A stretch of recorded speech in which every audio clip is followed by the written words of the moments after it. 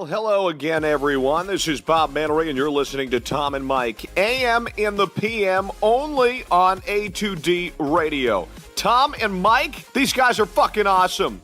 But their side piece, Greg, that guy is a goddamn problem.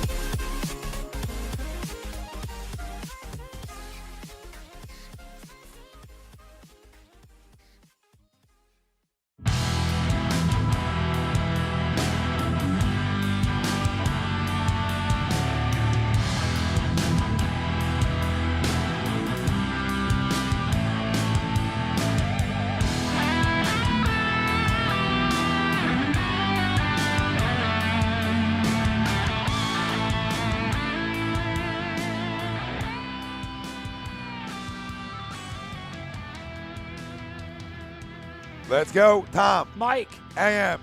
In the PM. A2DRadio.com. We are live from the BMW of Atlantic City studios. BMW of Atlantic City, off exit 17 in the Parkway. Find them online, BMW of AtlanticCity.com. Every Wednesday night, though, we're brought to you by our certified public accountant. Make them yours. Find them on the web, GibsonMayor.com. Tom Arnone, Michael Mataraki, Rob Povel on the ones and twos, Greg Milwakovic, Sonny Cowley, Dan McGuckin. Just on the job. On the job, upset after game one, a lot of emotions, but we're going to rock it old school tonight, and a lot to talk about. Phillies Talk. Hey, you go to Miami, you lose the first two. Not good. Now we got to talk about that. Not good at all. Up 2-0 tonight, top 7. We'll discuss some Phils later on. Eagles draft grade. We got to grade it out. Obviously, no first-round pick, but to jump Dallas like they did to get another tight end, a playmaker. We'll talk about it. And Robbie's here, so we'll obviously have to have a conversation about it. And sort of where's Dallas go? We'll talk about all that moving forward. I heard he's changed his name to Philly. Is that true? Yeah, well, they're trying. Go fund me, baby. They're trying, but it's going to be a heavy 10-9-8. A lot of Sixers talk. Gotta be. We're going to recap game 1, preview game 2, and it all ties into our poll question. Which member of the Celtics would the Sixers need to shut down to secure a victory in game 2? Terry Rozier, Jason Tatum, Al Horford, or other. Let us know. Facebook, Twitter, Instagram, YouTube. A2D Radio is where you can find us. Listen, answering all your questions now. Concerns about game 2, whatever. We're going to answer it all. And if you got some Eagles concerns, we'll discuss it. I got 0 there because we got the best free agent in all of football that people don't want to talk about. You know who that name is or that number is? That's number 11, baby, because he wasn't here. Name a better free agent because I'll sit here and goddamn wait all night because you don't got one. So. Actually, they may have 2 if you want to count Sidney Jones. Oh, here we go. Pile on the greatness. He played, 12 snaps last year? Yeah. I'll take it. Shut down Dez, and then they had a release. I feel like a bit of a jabron here with the I wore my 10-9-8 blue. You got your combat blue on. Yeah. Look like we planned this shit. Oh, Look like a couple of jamokes. No, it's just guys thinking ahead. When you're talking blue, you're talking 10-9-8. You talk the blue to red. Let's go. All right, here we go. And here we are. Already chiming in, Bobby Miller says Tatum. All right, and Clay Ferguson says Horford. That's my guy. And my guy wasn't said yet, and my guy is the engine that goes to me, and that's Terry Rozier. Because he shot the lights out the other night. Oh yeah. So if you can keep him cool, I think the other guys are going to get theirs anyway. But if you can control him to me, I think you win the series because he's the guard. He's the one initiating everything. So if you can keep him from hitting freaking threes on your ass and all the things going on there and control him, then you got a better shot. But they all had a great game 1. Well, so. the way I'm just thinking, I feel like Tatum is going to get his. I don't know if Rozier's going to have another shooting night the way that he did on Monday night. But for me, Horford, Horford's got a great inside-outside game. Nowadays, it seems to be more outside-in. But if he's not getting his outside and you need to send him down on the low block, JoJo's not going to get eaten up by him. I mean, yeah, he's a savvy veteran. He's got some post moves and whatnot. But you saw a couple times on Monday night, he went down low, and he either got bodied out or he got rejected. And he did most of his damage on the perimeter. Yeah, him and Baines, too. I mean, is Baines going to hit 3-corner threes on your ass? Are they going to shoot 47% like we were talking about? Absolutely not. But, to me, obviously it's all three. You got to control them. Tatum, I like Tatum, but I think he's a guy who's just going to get his. Yeah. He's just a scorer. So, and Rozier, to me, is just such a playmaker, and he's so good with the basketball in his hands that if we can control that, I think it's going to help us in game 2. And listen, I expect a great performance, too. I just want to say something real quick about Tatum. Tatum is a phenomenal player. There's no taking that away from him. And this isn't a rant about Tatum hate, because I don't have any. But for all of these people who were on their knees in front of Markelle Fultz after he had a triple-double in the final regular season game, who are now 3 weeks later saying, we should have drafted Tatum, Markelle Fultz sucks. Like, you can't have it both ways. Yes, this is a waste of a rookie season for the kid, and Tatum is phenomenal. Quit changing in mid-flight. Give the kid next year, see what he can do, then be a judge. Don't go flipping in midstream, because if that's going to be you and that's your fandom, you could just bounce. Yeah, absolutely. I couldn't agree more because, we saw him play. We loved him, and I still believe he has a higher upside than Jason Tatum. I mean, for anybody out there, I know, like Rhys said, like, if you say he's better than Jason Tatum, just stop. Dude, I mean, the sample size isn't enough to say anything for either one, but what happens if Jason Tatum is who he is, and that's his max, and that's all he is, which is a really good player, okay? But say he doesn't get better. Say he doesn't improve. At least with Markelle, he's smooth. Like, you see how smooth he is on the court. And the jump ship, because Brett Brown's deciding to go with a vet in these situations, that's disrespectful. Because Markelle has played 12 games in his career, basically? He's going with TJ. He's a guy who knows the offense, a guy you trust right now in big games. I have no issue with it, okay? And Brett even said today that Markelle is not like DNP. He's not his DNP.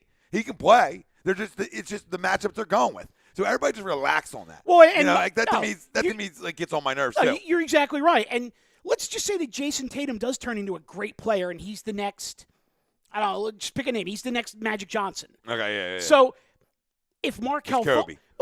He's Kobe. But if Markelle Fultz is the next Isaiah Thomas or Scottie Pippen or whatever half a notch down player you want to choose, is it really all that bad? I mean, why can't he be a superstar? Oh, he can. He's playing with two superstars. What's stopping him from that rubbing off on him and his confidence and not having the pressure to be the lead guy? To me, it's all the makings of a guy that's going to be a superstar. There's a reason he was drafted 1, and there's no reason to jump ship. We should be talking about game one and game 2. And that's exactly my point. Is that if you can't look at game 1 and dissect game 1 for what it was, that you need to take game 1 and turn it into a blame Markelle game because he didn't get off the bench. Your flip-flop. Yeah, your priorities are like, we should have drafted Tatum now. Well, that's okay. It's easy to say when he drops 28 on you. Monday morning quarterback, that's delicious. Yeah. But, to me, if you don't switch on every goddamn pick and roll, you're in good shape. Well, let's get into it then, because I was going to bring you that question. In the Cleveland game, he talked about it after the game. And I'm not anybody that ever gets on Brett, because I think Brett's a damn good coach and takes heat for things that he shouldn't take heat for a lot of times. But I believe in real goddamn talk, too. So, we're all watching the same thing you're watching. And I know that's your system. I know that's how you play defense. But at some point, when they're getting shots and open looks, at some point you have to just say at halftime or somewhere, hey, we're not switching on double.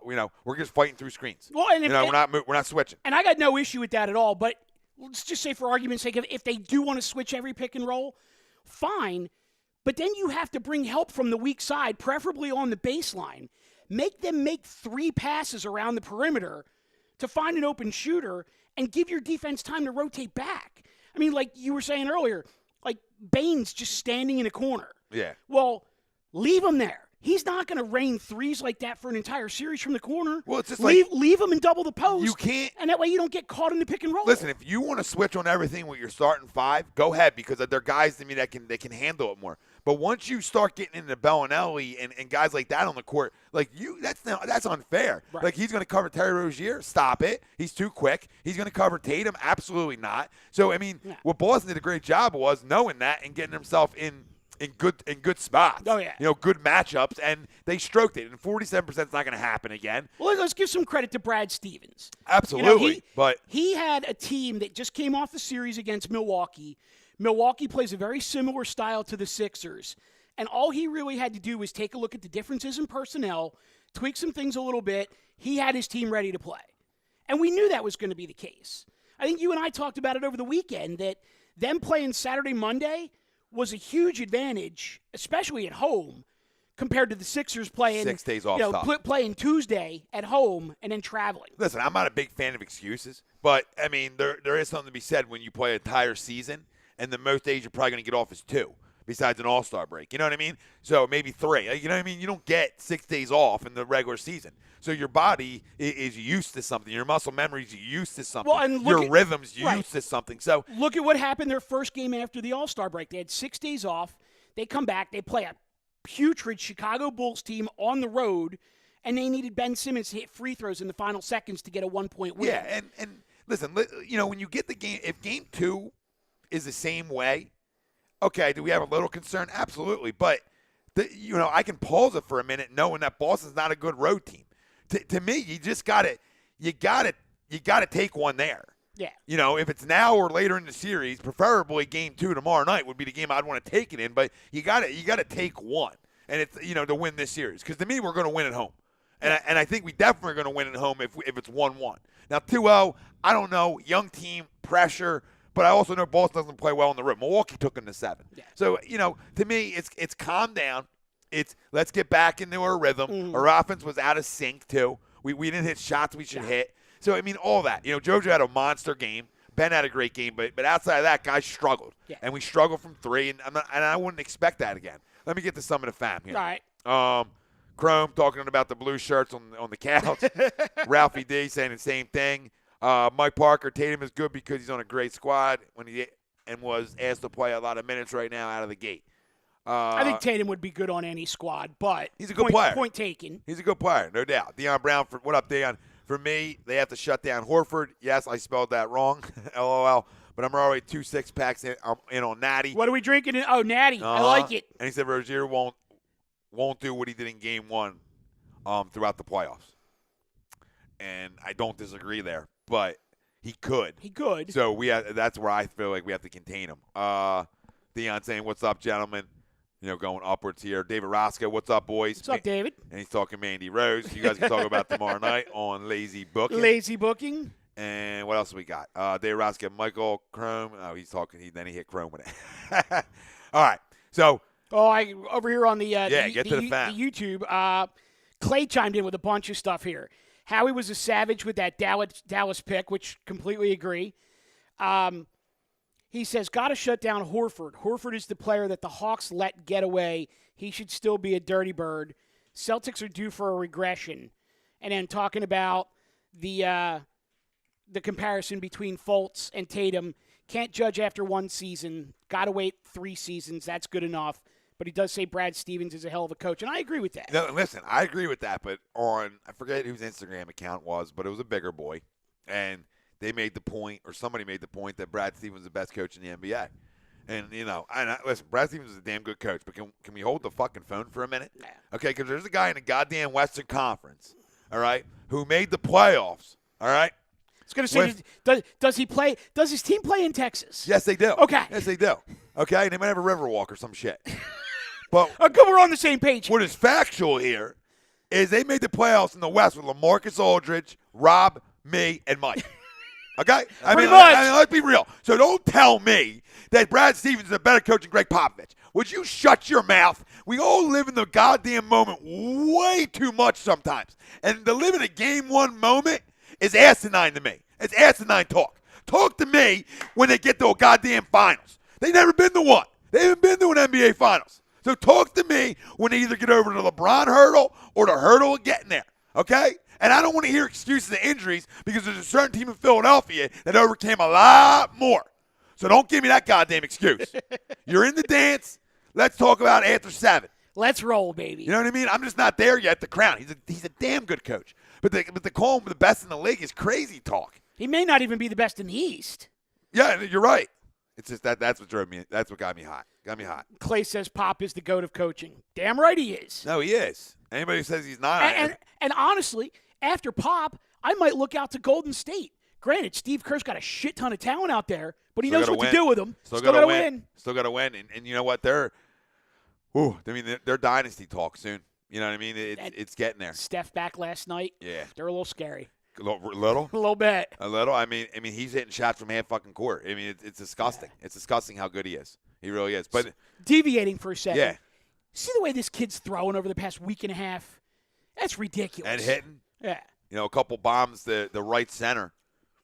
Get you locked in a little bit. If he goes left center to right center and can cut down on swinging at the bad breaking balls, he's your 5-day-a-week catcher. And we're going to talk more about Jorge and Nick Williams later on, too, because there's some, and, we talked about something as well that we can get into, yeah. We're teasing you. We'll tease it. We're rubbing. You know what I mean? We're just massaging. We've got some insight. We're not there yet, but we're on the massage. You know what I mean? We're rubbing. Does it feel good? We'll get there. All right? Trust the process. Yeah, trust beautiful. Woo. All right, so I forgot my password. game one. All right, so we obviously know game one, Celtics shot the lights out. They shoot 50% from the field, 47% from three. You don't see teams shoot 50 and 50 hardly ever, let alone in the playoffs. But shot it well at home. They had the crowd behind them. We already talked about switching every pick and roll, which, turned out to be a real problem for the Sixers. To me, if you look at game one, if the Sixers shoot 35% from three and make a few more free throws, they win that game. If not, it's real close. I mean, they lose by 17 in a game where Boston absolutely destroyed them from beyond the arc. Listen, it's a game where Brett said it, and I think anybody who watched it that has a clue felt like we were never in it. No. And that's fine. But my point about it is we were never in it, and we had it down to 6 numerous occasions. Oh, yeah. And in a blink of an eye, do not get me wrong, in a blink of an eye, it was back up to, 12 or whatever it was up to. Well, they go three-pointer, and then all of a sudden 6 turns into 12, and now you're scraping again. I mean, some guys, Dario 0 for 4 from 3. Right. You're going to probably get him hitting more than that. I mean, Rocco kills you because not only is he 0 for 4 from 3, he's 0 from 6 from the field. All right, so that's a killer right there. Oh, and wait a minute. I'm sorry. So we had Tatum score 28, and Rocco didn't hit a 3? There's your 3-and-D guy. Can we stop this, please? Please. Stop with the Rocco 3-and-D. Go get LeBron James. Bring him in here to start in that spot. Bring Rocco off the bench, 10th man. Or just trade him. Or if it's Paul George, that's fine too. I'm not going to turn him down either. Because I think in this offense, you can use a guy who can flat out stroke it. Yeah. And I think with his athleticism not being what it was, I mean, I'm not Mr. Paul George by any stretch. I'm taking LeBron every day of the week. But he's real good defensively. He's an underrated defensive guy. But I'm not there. I'm not even freaking there. I'll talk about that after the year. We'll go there. I get mad at people going there. I don't want to go there. Real quick. Yeah. Rank them. LeBron, Kawhi, Paul George. LeBron, Kawhi. Well, it's LeBron 1. Right. It's Kawhi 2. And it's Paul 3. All right, we're good. In terms of who. Yeah. In terms of who you want? Yeah. Oh, absolutely. All right, we're good. Listen, the only reason I'm not in the Kawhi camp is because I got to give up. Like, I'm not trying to give up you nothing. I'm trying to add on to what I got. I'm not giving you Dario and Markelle for him. No, absolutely not. But I will go sign the best player in the world. Yeah. And anybody, listen, I can be as real as possible with the freaking people. Michael Jordan's the greatest of all time to me. He's the greatest basketball player I've ever seen, and I'm 34 years old. Or 35. I don't even have fucking know. Okay, but he's the greatest basketball player I've ever seen in my life, and I think anybody that's our age, or seen Mike play would agree with that. Yes. When I have kids, if I had kids through the LeBron generation, I would want my kids to think LeBron's the greatest of all time. And I'm going to say this because of this. It's a guy who never has gotten in trouble, does everything the right way, never scandals, right? When everybody's looking at you, okay? People talk about being a cancer, grow up, okay? He's a leader, all right? And, yeah, he did have say in Cleveland. He absolutely should, all right? But all the things, he never did anything wrong. He's a good guy. He talks to the media. He's not smug to people, right? I mean, the guy's everything you would want your kid to be. Yeah. Okay, and this had to take me time to learn this. I was a LeBron on that other camp, okay? People, I was on the hate camp because were you a Kobe guy? No, because I was a Shaq guy. All right, fair enough. Because I'm a big Aristotle, big men win championships guy. Blue chip. All right, but Kobe was an assassin and obviously a Hall of Famer and special. But the fact with LeBron is I hated him. because you always hate greatness Right. when it's not on your team. Yeah. And what I think we need, and we talked about this before, but we need to learn is just accept greatness. Now, if he was an ass and he got in trouble and there was all these other issues, then that hate would have stayed. I watched a guy go back and eat crow almost to his home city. Oh, he did eat crow. Okay. He absolutely ate crow. All right? And went and won one there and broke a curse there. Broke a long drought. Okay? So has he lost a lot of finals? Absolutely. Okay? But he's won a few too. And let's, okay? And he gets there every goddamn year. Let me ask you to hit the pause button for 1 second before you continue that. Goes back home, eats crow, and wins one there. And we're not talking about going back to Charlotte or San Antonio or Phoenix or Orlando or the LA Clippers. We're talking about Cleveland. I mean, Cleveland, a professional sports championship in Cleveland. He is the messiah of that city. And for people to just talk about him the way they do, for a while, I was in the same boat as you. Yeah. I was a LeBron hater, but it wasn't because I hated his game or I hated him. I hated the greatness. And now that I've gotten a little older and I understand it better, there's no hate here at all. No, but listen, this is what comes The only down thing to, I right? hate about him is his haircut. He needs to shave that like Mike did. So do you see, this is where you define greatness, right? If a guy's a GOAT, if he's one of the GOATs. In every generation, would he be just as good? Abso-fucking-lutely. Okay, Mike, in any generation, he translates. LeBron's 6'8" and can do everything. He's going to translate in every generation and generations to come. You understand me? Like Mike's always going to translate because he created the assassin. He created the killer. He created greatness for our generation. He created a winner. Now, Chrome said it great. He had the benefit of no social media. His gambling, his womanizing, some of the things he did would have been exposed. Absolutely. But what's funny is that his gambling was exposed, hence why the retirement. Yeah. All right? I mean, that's why he was asked to retire. But, my point is LeBron's everything you would want your kid to be. Right. And for the haters out there, please at me because I was a hater. And go watch him in Game 7 the other night, Sunday night. Go watch him against Toronto. To me, there's 5 guys. He's special, man. You're right, but to me, he's playing with me and you. Yeah, to me, there's 5 guys that will translate pretty much amongst any generation, and it's Magic, Bird, Mike, Kobe, and LeBron. And you could probably make an argument for 3 or 4 more, but to me, those 5, any generation, they translate. Maybe like a Shaquille O'Neal, like you're saying, too. And it's possible, yeah. The D's will translate for lifetimes. And I think that's the problem. I mean, from hearing you guys talk right now, watching your video the other day, it's always like, but he ain't Mike, right? And so thus you don't want him. I think there's a differentiation, and this is what I kind of got from watching your video, that, yeah, there's a GOAT, greatest of all time, but LeBron is the greatest of this time. They're baby goats. Yeah. Like there's baby goats. Yeah. Like goats don't have babies. Like grow up, Peter Pan. Like goats have plenty of babies. You know what they are? It's called veal. But we ain't asking you to come here to eat shit, Bron. So No, Mike Parker said I was kind of a hater, and I still hate him for some things, and that's fair. That's completely fair. But if you just respect the greatness, that's all I'm saying. Like people don't want him. Oh, he's this, he's that, he's that. Dude, he's everything you would want in a superstar. He does everything the right way. Ralphie D said Jerry West has the most losses in the finals. But, hey, he is the NBA logo. You know what I mean? Jordan spoiled people because he didn't lose. Yeah. Well, but here's the thing. He didn't lose. People want to make that, that LeBron versus Jordan argument in the playoffs. Mike has 3 first-round exits. Absolutely. LeBron's never lost in the first round. Larry was pretty special too. Yeah. Magic, pretty special. You know what I mean? Showtime, baby. Guys lost. But LeBron doesn't. Yeah, Pootie Tang says that loss was almost the same as Game 2 versus Miami. Rocco has had his statue put up in Brick City when the playoffs started. Clay says, I feel Kawhi would be a better fit. He says the worst thing that LeBron does is be the king flopper. He's a top 5 ever, easy, but sometimes he just does not play with that grit and heart that I like. My issue with him was, like, being a killer at times. I think that was my biggest thing with him.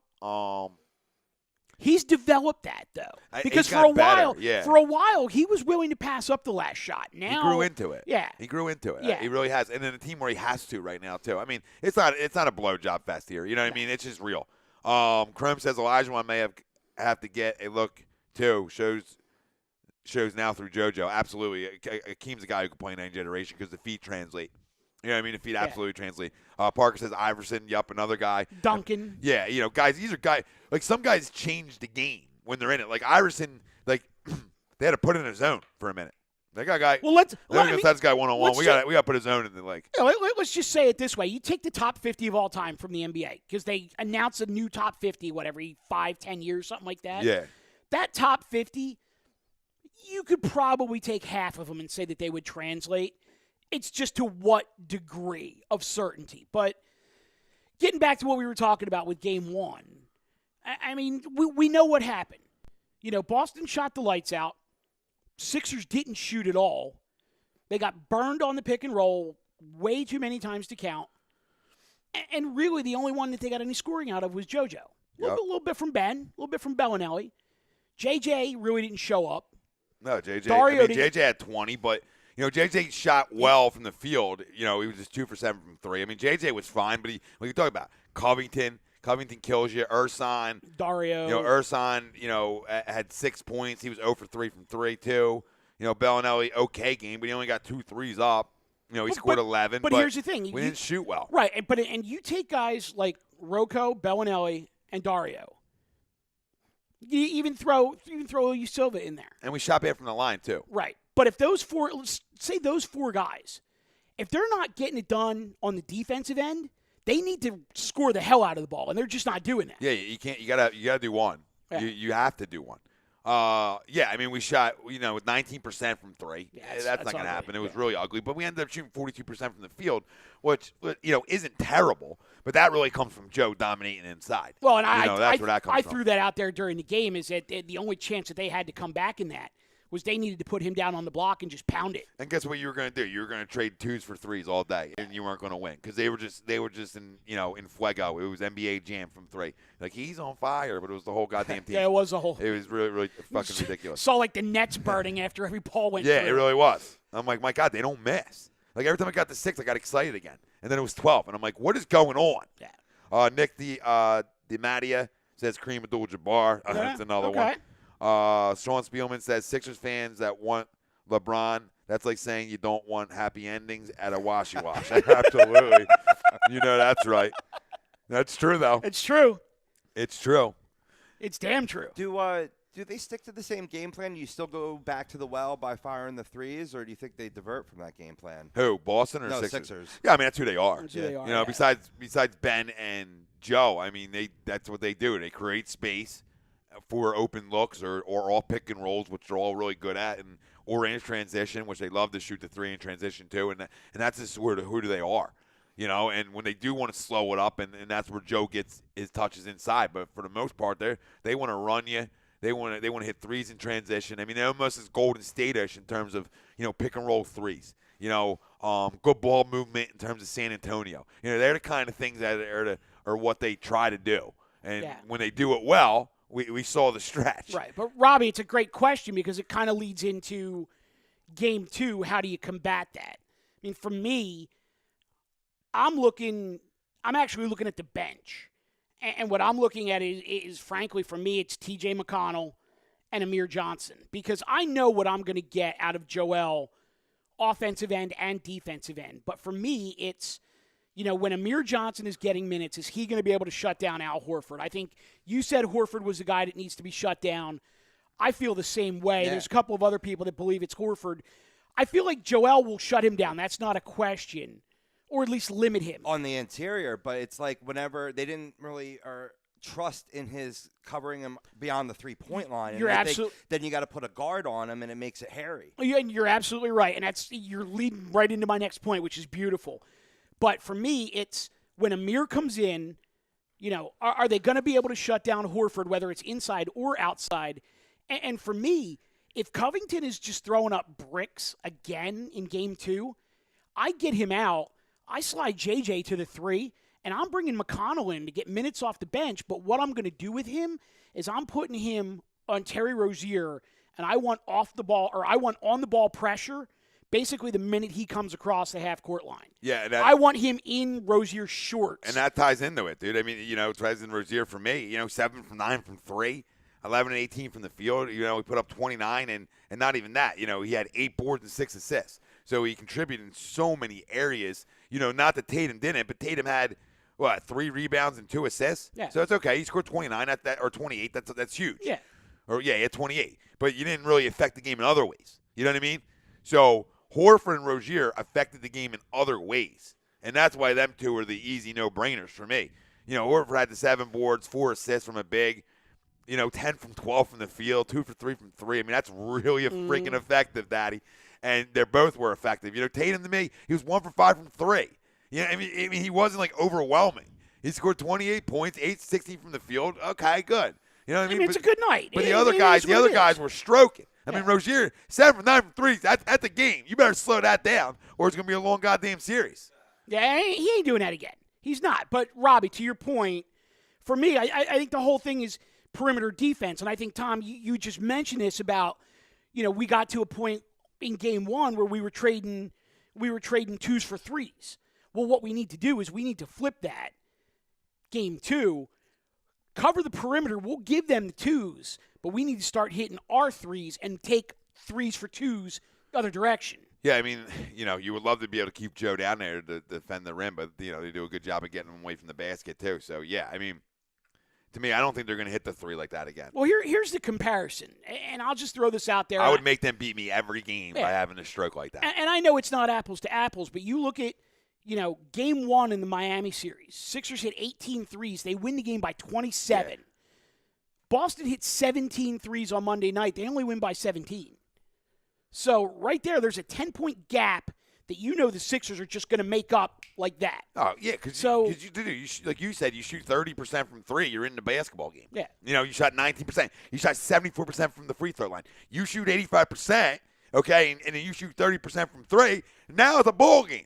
So the panic just needs to relax. It's just a young team in ways, and it's not excuses. The break hurt them. I think game 2, I think somebody asked, is game 2, I think Ralphie asked if game 2, how important is game 2. I mean, to me, that's the key to the series. It's the closest thing to a must-win. I mean, to me, it's always game 3 is the biggest game of a series. But for this, to be able to steal one in their place after all the momentum they have after game 1, I mean, to me, they were smiling like they just won. They just won the series. Yeah. So I gotta, if I hate to say this, which I don't, load up tomorrow night. Load up on the Sixers. Back the Brinks truck. Back the Brink up. Don't shoot the security guard. All right, and just load the truck up. Or unload the truck. I'm sorry. You're unloaded. Well, I don't know if you caught this earlier in the day. Embiid made a comment about the fair weather fans that get so disheartened from a loss of game 1 or have just jumped on the bandwagon during the whole thing. He goes, he holds a grudge against these fair weather fans who didn't support the Sixers when they were a laughingstock. And there's a lot to be said because and I'm part of a fan base that had a lot of bandwagoners on it, and you get their opinions, and it's like they give you as a true fan a poor name or what have you. Relax, right? It's every fan base, right? Because you have jabrones, right? But there's a lot of processors and there's a lot of newbies, and right now the newbies just want to have their voices heard and they want to rip on the processors, but the processors are really the ones that deserve all the credit because they sat through Andrew Bynum, they sat through Jakar Sampson, they sat through Tony Roten. Well, I'm taking us out of the equation. No, hell no, because there was never a question about our fandom. Oh, never. I mean, I sat through the process. I talked about next year, the start of every year. We were talking draft classes before college basketball even got started for the draft. I mean, because that's what we did. Ask anybody. Any deep fan will tell you that every year we were talking about the next before the season even started. You know what I mean? And now, this is why this year's so special. And I was telling people, get away from it. I know we did a little bit today, but get away from talking about next year because we always do it. Let's talk about here and now. Let's talk about what we need to do in game 2 to win a basketball game and steal one. And let's appreciate the fact that this team is a year ahead of schedule. Yeah, that's spot on, too. I mean, it's the team that won, 17 games last year? What did they win? 30. Sorry, 28. 28. 28. Sorry, I don't know why I said 17. That might have been the year before. They all run together. You understand? They blend. The whole process is like a stuck together, which you don't even know how many wins you had because it was just not many. So you don't remember. But what I do remember is that they're ahead of schedule. Well, we all thought this could happen. We sat on this couch and predicted this to happen before the season started. Well, if these guys are who we thought hold they on. were. We're going back up the train here because I'm going to mea culpa this, and I'll give you credit where credit is due. I sat here and said they were probably like a 7-8 seed. I thought they could win 50 games, but I didn't realize that 50 games or 52, whatever they finished with, was going to take them to a 3 seed. You know, I sat here and before the season and I said, can they win 50 games? Yeah, they could absolutely win 50 games. What's realistic? 48. And what is 48 going to get them? A 7 seed maybe? You sat here and said they could go as high as a 2 or 3 seed. I think you didn't think they were going to get past, or you thought Boston was going to be the number 1 seed before the season started. Cleveland was going to be 2. And Cleveland was going to be 2, and then you were looking Toronto and Philly around like that 3-4. Yeah, 3-4, but it was all based on Joe. Yeah. You know, because to me, big men are because you dominant big men. Because you win. demanded 72 games. I demanded it. We got close to it, boys. We got close to it. Right. You know what I mean? So, and how dominant is he? You know? Oh, it's ridiculous. I mean, outside of Anthony Davis, you know, they're right there, 1A, 1B. It depends on what you like on your toast. Okay? It really depends. It really depends on what you like on your toast. I'll take Joe every day because Joe to me, and please at me, Joe to me can play with his back to the basket. Anthony Davis don't play with his back to the basket. Please tell me. Please. Oh, wait. Anthony Davis plays with his back to the basket? He absolutely does not. Once in a great while. But JoJo has the footwork of a great big man. That's why when it's all said and done, he'll be better than Anthony Davis. He'll have more of these than Anthony Davis. And please you can right. screen it or whatever. And please don't give me Karl Anthony Towns because here's how this goes. Oh, he has launch. You got Joel, you got Anthony Davis, and then you got Karl Anthony Towns. And he's 3. Davis is great. He's 3. Davis is great. And Karl Anthony Towns is 3. And Karl Towns is special, too. There's a big gap between Anthony Davis and Karl Anthony Towns. Yeah. Davis and Joe, 1A, 1B. Like I said, it's just what you prefer in your toast. You know, Davis can do it all from the perimeter, too, and he can play above the rim. But to me, he's not a back-to-the-basket per se guy. To me, Anthony Davis he can. To me, Anthony Davis is a 4 who's That's playing a monster. Yeah, who's playing center. I mean, I'll take Joel is a pure center. But Joe, to me, is that pure dominant big man that you can put in the post. What's special about Joe is that he can stretch it too. Okay, that's what separates Joe because he can essentially do both that you're doing, but he can play his back to the basket better than any big in the league. That's factual. That's at me all day. Clay chimes in and says, score update, Braves beat the Mets 7-0 and are now in sole possession of first place. Wow, they're good. Hashtag chop basketball. on. Jesus, basketball. Listen, Clay, they're special, man. And where are all these kids that keep getting called up? I feel like 2 more got called up yesterday. There's another arm that got called up. How many you got down there? Slow it down. Well, Acuna is so bad. yesterday, well, the other's bad too. The kid who was already up. Albies is bad too. Albies a cool dude. I think it was yesterday. They call up a kid who's 20 years old who gets to start. Yeah. And they had I think it was, and Clay, jump in here at any time. I think they had the 3 youngest players in Major League Baseball in the starting lineup at the same time. It's going to be good. It's going to be good, Clay. 19. It's going to be fun. Yeah. Clay says the process works outside of Philly too. Yeah. Oh yeah. Example: 17 Jags, 18 Braves. Pootie Tang says, LMFA, people tried telling me Towns and Porzingis were better than Embiid, shaking my head. Yeah. I'll smack somebody. Towns crumbled in the playoffs. I'll be like, listen. Agreed. I'll just go watch YMCA basketball in the gym. Like don't even watch NBA basketball if that's your opinion. Hashtag agree. Somebody believes that, I got a car to sell you. Joel Embiid is a generational talent. Yes. Okay, that's what people don't understand. Anthony Davis, special, great. Okay, if he's, if I'm not saying Joe would beat Golden State, but like Anthony Davis is special. But to me, what Joe can do is generational. Like you haven't seen a guy with footwork like this in the post since Akeem. Timmy was great, but Timmy didn't have Akeem footwork. Timmy didn't have Joe footwork. Timmy's a Hall of Famer, but Timmy was different. You understand? Well, every big's a little different, but Akeem and Joe are so similar. But the difference is Joe can go out there and hit threes. Well, and not that Akeem probably couldn't. Right, but let me address the elephant in the room too, because a lot of people will say but Joe doesn't have handle. He turns it over too much. Too many dribble drives. And you know what? Yes, I will agree with that. But here's the solution. And the solution is not Joe. The solution is when Ben Simmons develops a jump shot that teams have to respect, and a defender comes out on him, and Joe can then catch the ball in the post instead of on the wing, holy shit, is this team going to be deadly. Fam, and Mike, you're 100% spot on. That's what I want to tell the family right now, because what we have, let's just take Bron out for a minute, okay? Let's act like Bron's not around, right? We're taking LeBron out of the NBA equation. But make no mistake about it, he will be a Sixer next year. We have the best 2 young players in basketball, and you cannot even argue it. You really can't. There's no team set up better than the Philadelphia 76ers with young talent. There isn't. You can tell Boston me all day. Boston doesn't have a Ben or a Joe. Kyrie, really good. All right. Gordon Hayward, we love. All right. Tatum's a good player, Horford, whatever. But they don't have a generational talent there. You get where I'm going here? They don't have one. We got 2 generational guys. Change the game. 6'10" point guard. Okay? He's so LeBron. It's amazing. Stop. Watch him. Well, stop right there for a second. Watch him. Okay, because people want to do the comparison between Jason Tatum and Markelle because they were drafted in the same draft. Yeah. Okay, but let's do this for a second. Is Jason Tatum a rookie? Yes. Is Ben Simmons a rookie? Yes. Who's better? Ben. Well, there you go. Not even close. Not even close. It's not. It's literally not even close. It's like it's so far away. This was funny. Like Donovan Mitchell, really good, special. Take nothing away from Donovan Mitchell. I watch him. He's going to be a really good basketball player. Other than the bullshit talk. He's going to be a really good basketball player. He really can't hold Ben Simmons' shot, and he never will be able to in his career. That's as real talk as I can get with you. I mean, if you watch Ben Simmons and you don't see a generational type talent, that's something you haven't seen before. You don't know basketball. Okay, besides, I mean, it's magic with 2 more inches. You understand?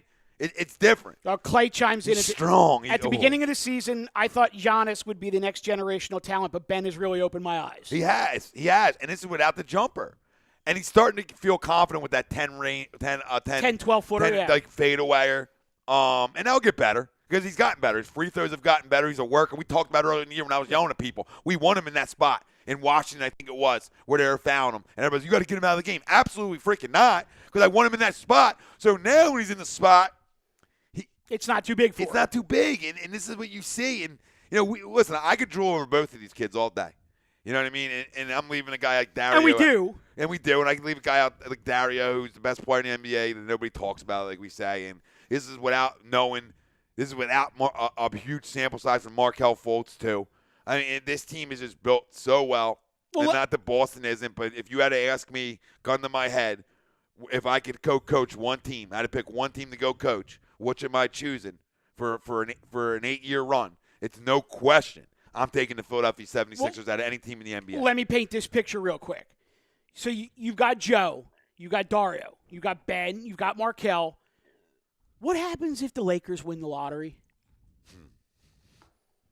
I don't know. We got another fucking good run. Give us another number 1 overall pick and then tell us there's not 3 championships coming?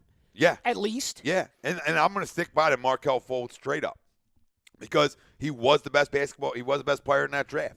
We talk about skill sets. What was the skill set that we knew was going to translate with the kid? He could flat out get to the bucket. When you have a big man and you got guards who can penetrate, good things are going to happen, okay? So just everybody relax on that one. Sean Spielman, Embiid is a generational talent and never seen a foreigner talk shit as good as him. Oh, he does, man. And his handle. His social media game is unbelievable. I love it. And his handle nerds, in quotes. First full season playing, you dopes. True Sixers fans know. 2009 Phillies fans, bandwagon Sixers jumpers, clueless. Absolutely. Sean Patrick says, Boogie greater than Cat and Anthony Davis. Maybe over Embiid, but I'm a Sixers fan, so I'm taking him over Boogie. Hey, Sean, you know what? Boogie gets left out of that because of the ACL, and you forget about him. But Boogie's going to put up numbers. Well, but here's the problem with Boogie. He never wins. Best ability you can have is availability, and Boogie's never available because he's either hurt, suspended, or in some coach's doghouse somewhere. Sweep says then we take DeAndre Ayton, Mike, and it's 15 years. Sweeps. I like your style. I like it. I like it a lot. Pootie Tang. Colin Coward is transferring his LeBron love to Ben now, saying the NBA doesn't need LeBron because it's got Ben. Clay says Simmons is the new Magic. Yeah, I like that comparison. And going to be better.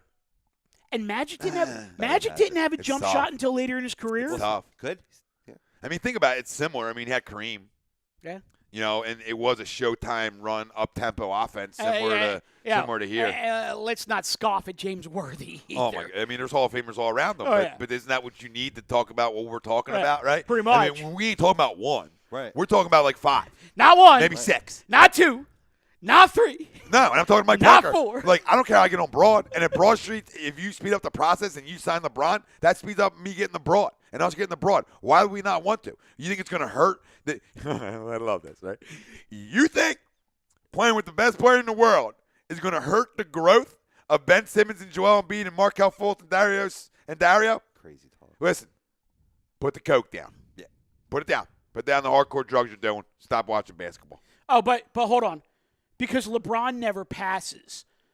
I'm sorry. Yeah. Guys are like a triple-double machine in the playoffs, and to get a triple-double, don't you have to have double figures in He's a great distributor. assists? He's a great distributor. You can dish the rock a little bit? It's the Browns. It's like fine things. Like Rob Taramari. I love Rob. But it's like, dude, you're like, you want to hate so bad on a dude. Like, he dominates, and then you're going to come out and hate. Like I said, dude, he's everything you'd want your kid to be. And I'll continue to say that. He never gets in trouble. He's never been, like, scandals on cheating on his wife. Like, the things that would come out, dude, when you're worth the money you're worth. He puts millions of dollars into his body a year to be the best. Like, you know, okay, he had some issues with some coaches. Oh, you think that doesn't happen? Like, not everybody has the luxury of getting Phil Jackson. Okay? Like, you know what I mean? Like, not everybody has that luxury. So this is the process that he went through. But to take things away from this guy, you know, it really just amazes me. I mean, he's doing it with smoke and mirrors right now, and he owns Toronto's ass. It's crazy. It's nuts. I mean, you guys describe this team as being ahead of the curve. Well, you get a LeBron in, that puts you over the top. Oh, yeah. You know, and there's no question about that. And, you know, you could get on him. I think the Celtics losing Kyrie. You don't have Kyrie. You didn't have Hayward all year or whatnot. They may do, and they may do well, but that's going to tire down your depth over the course of this series. So it could definitely work to their advantage in Game 2. We're going to have to see about that. Yeah, and I mean, and honestly, Game 2, I mean, if they said that Jaylen Brown is doubtful, and if he doesn't play, you have to take advantage and get at least one game in Boston if Jaylen Brown is not playing. Right. There's just no way around that. But the other argument with, you know, the whole Ben and LeBron is they would never be able to play together because they both need the ball in their hands. I'm sorry. Did LeBron not play in Miami with some guy named Dwayne Wade who basically controls the ball? Listen, Daddy. When you rebound and go, and you have numerous guys who can handle the basketball, right? Good luck. Right. Good luck. Good luck. Because if I can rebound and go with Ben or LeBron, I'm in really good goddamn shape. Am I not? But these are going to be the same people that are going to get on him being ahead of the curve, maybe falling short in this playoffs and saying, oh, you got to fire Brett Brown. You got to do this, got to do that. They'll be the extremists. They'll be jabrones. Always. We just went through it with the Flyers. Right. With the Flyers not ahead of the curve, and then all of a sudden you got beat, and it's fire Hackstall, this, that, and everything. Well, it's always fire Hackstall because people can't stand this guy. Right. Absolutely. Whatever. Different story story for a different day. But ultimately, why not bring him in next year so that way you don't languish in that, okay, they were ahead of the curve. They were in almost, but not quite. Well, exactly. And to your point, rebound and go. You think LeBron's going to have trouble running a wing and taking lobs from Ben? No. Anybody that thinks they can't work, this doesn't know basketball. When you talk about guys who can handle the ball and play off the ball. Like LeBron can play off the basketball and he can also handle the basketball. He can do both.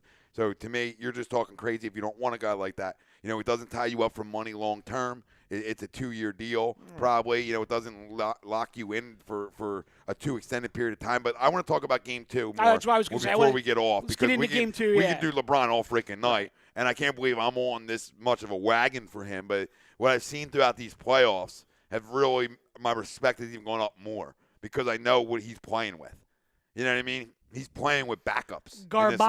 He's playing with backups. That's what he's doing, and he's winning games, and he owns Toronto. So a little Game 2. Predictions, boys. You want me to go first? Yeah, absolutely. I was going to let you go first. I don't know yet. I'll go first. I mean, I know, but I think it's a tight game. I'm taking nothing away from the Celtics. I just don't think they are as good offensively as we saw them in Game 1. You're just not. You're not going to shoot 50% from the field and from 3. I agree. In back-to-back games. So if the Sixers get that offense rolling at all, with what we've seen of them, I mean, let's not forget, people are going to the ledge and getting ready to jump. It's a team that's still won 20 out of their last 22 games. Oh, they don't become a bad basketball team overnight. Nope. For me, I I think you get a lot of Joel. I think you get a lot of JJ. I think you get a lot of Bellinelli. I think Ersan has a good game, too. I think they all do. Oh, see, I'm not going Ersan. I'm going Dario with the dirty work. And I think Ben comes real close, if not getting a triple-double. I'm looking 118, 103 Sixers. And if you look at our success, it's all guys. It's all guys having good shooting nights. It's spreading the ball around well. That's when I feel like we play, some of our best basketball. So, and just elaborating on that last point for a second, Sixers over that 20-game stretch, 20 out of 22, in the wins, 117. In the losses, 103. Mm-hmm. I picked 118 for their score. Looked, what did they put up the other night? 101. Yep. So it's that first team to 100 does matter. It is a trend. It does matter. And I'm not being outrageous here when I say 118 because it's, I said it last week. It's not 2003. It's not 1997. No. Putting up 118 in a game is Team's jack. Jack. They all exactly. do. They all do. It's which ones can make it. You know what's funny, Mike, is I'm not wavering from where I was, right, Robbie? I'm not wavering. I had this team going to the Eastern Conference Finals, and I believe they can go to the NBA Finals. I really do.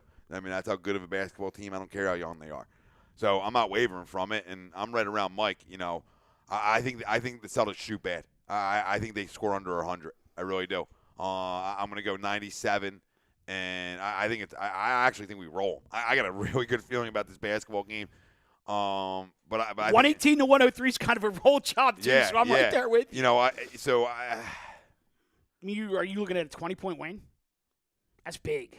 Yeah, I was thinking more like 15. Okay. I was thinking more like 112. 97. Yeah, okay. like 112, 97. And so we're in the same zip code. Yeah, we're in there. I mean, I can see it being 120, 110. You know what I'm saying? I just think you need to bet the Sixers because I think they cover and they win. I think the win's a guarantee. The score, I don't know as much, but I think that when we do win and we play the basketball we play, a lot of guys get involved. So we're going to know early, how guys are shooting. But, what's our money quarters, third and fourth? So that's what we need to see. You got any predictions on the book? I got a couple here on the tube. I got the lineup as well. Charlie Rice, Sixers win 111-96. Anderson and Holmes bring some surprising energy minutes and Fultz appearance. And I would not be shocked if that happens. And he thinks Fultz appearance of Larkin gets extended minutes. So, okay. Interesting. Mike Parker, 112-106 Sixers. All right. What do you got overall on the tube? Pootie Tang, 110-104 Sixers. Clay, Celtics regress back to average, lose by 10. And I like how he used the term average because Danny sat here with us last week and he said Milwaukee and Boston, two very average teams that can't win on the road. Well, guess what? We're on the road, but they're still a very average team. And if Sixers are going to make a run to the championship, they need to go in there and get at least one from a very average team. Listen, they are who they are. I mean, you got to talk about the beginning of the season and the kind of basketball Boston was playing. We forget. I mean, would they win 16 in a row, something like that to start the year off? So I mean, that puts you in a really good spot the rest of the year. You lose Kyrie, you don't have Gordon, obviously, and they are an average basketball team. People say they own us. Well, if you look at it, we haven't played them in a while, so they don't own anybody. They're good at home. They're playing off momentum. They had a good win. Okay, to me. Great teams and the special ones and the generational talents I think we're talking about here, them guys come back in game 2 and they get a big win. And it doesn't matter because at the end of the day, the score doesn't matter because they're all a big win. Like guys say all the time, like, hey, we lost one game. Score doesn't matter. We're down 1-0. You know what I mean? Yeah. Or we're tied 1-1. It doesn't matter how you win. Wins are wins, and even the series, and you come back home feeling good about yourself. That's what I think happens, definitely. Well, and before the series started, I said Sixers in 6. And I said the two games that they lose are Game 1 in Boston and Game 5 in Boston. Yep, I had 6 too. I'm right at 6, right. and I can see 7. I mean, I'm not against 7, but you got to win one in Boston. We saw last night Antoine Walker, who's a former Celtic, who doesn't have any bad blood against the Celtics, come out and say that he feels like the Celtics kind of blew the load in Game 1, and he actually thinks the Sixers go 4 straight. I think he's right because listen, if you think they're going to shoot like that again, I'm telling you, just go run your head into the wall. Just try to run through a wall. See if that wakes you up or something. I got nothing for you because it's not who they are. Not brick, drywall. Drywall, because we don't want injuries. Not promote death here No. at A2 Day. You know what I mean? We're for the people. You know what I mean? We'll come up, pick you up, we'll help you, we'll get you an ice pack, we'll put it on the forehead, we'll make you feel good about yourself, and then be like, listen, they're going to be okay. And shoulder first. They're going to be okay. But, I'm right with you. I don't see they winning, ripping off 4 straight, because I think Boston is still a solid basketball team, but I could see it 6, and, if you want to say 5, then 5, but, I think it goes 6. I'm holding my prediction. I think the Sixers get 2, game 2, I should say. I think they get both at home. They'll drop one in Boston to go to 3-2. They come back home for game 6. Bang, donezo. Who are your 2 players of the game? Adubel just rakes, baby. I mean, Adub is just a raker. Going to win that batting title the kid talked about a couple years back, right? Robbie remembers. I'm going JJ for the Sixers. Some kids can just smell. You know what I mean? You can just smell how the hands work. I'm going JJ for the Sixers. Mm-hmm.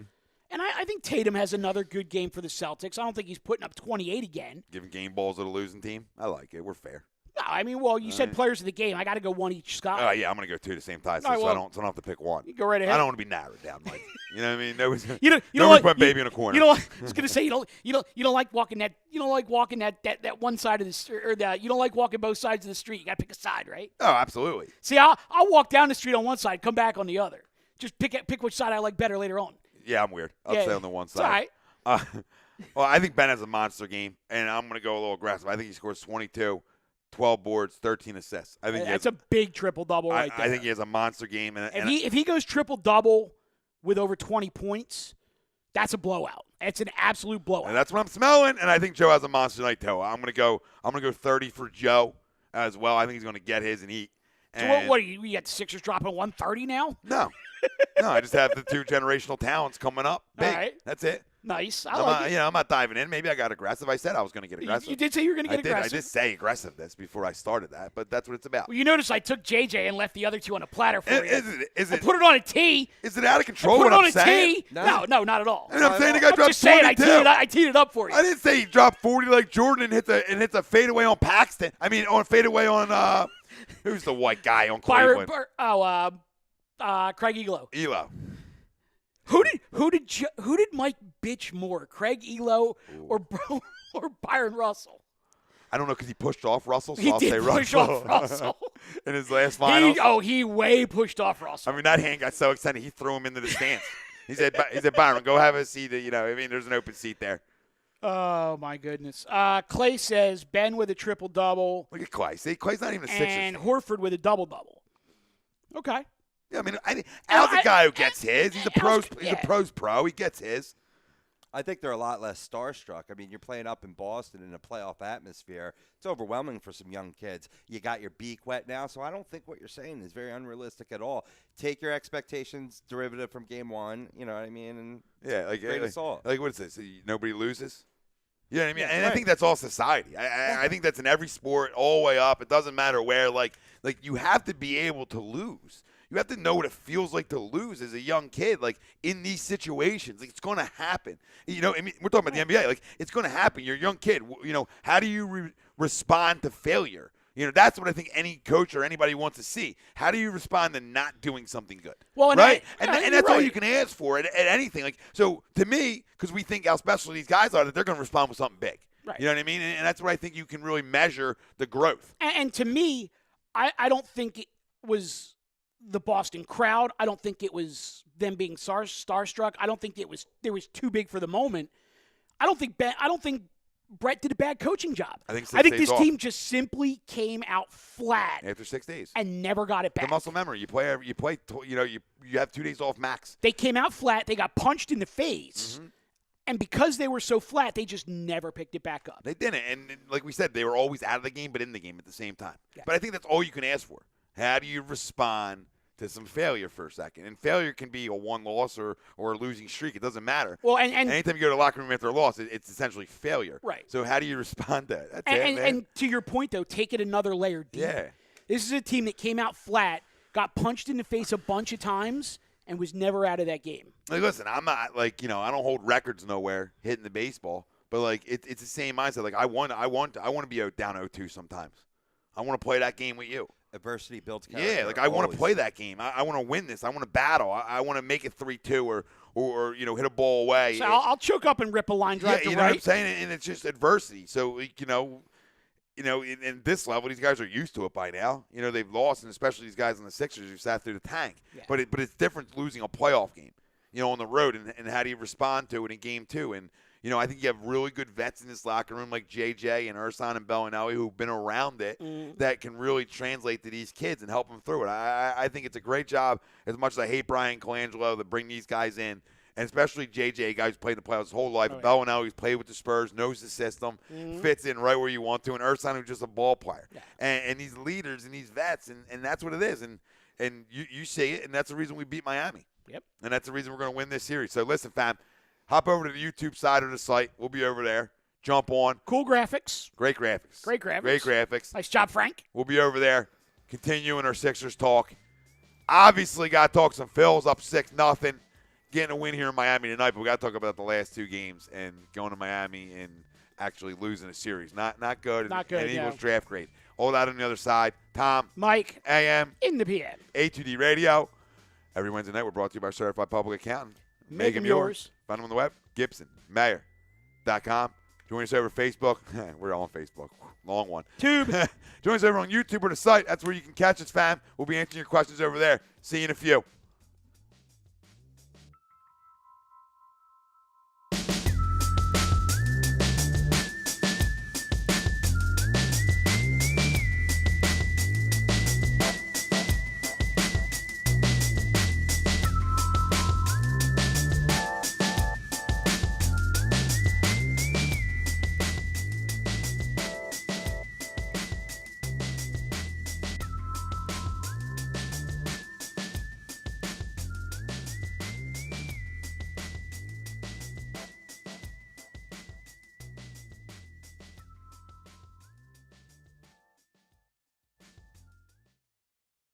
Hi, folks. Bob Mannery here. You're listening to A2D Radio, real sports talk radio for the fans, by the fans, no agenda.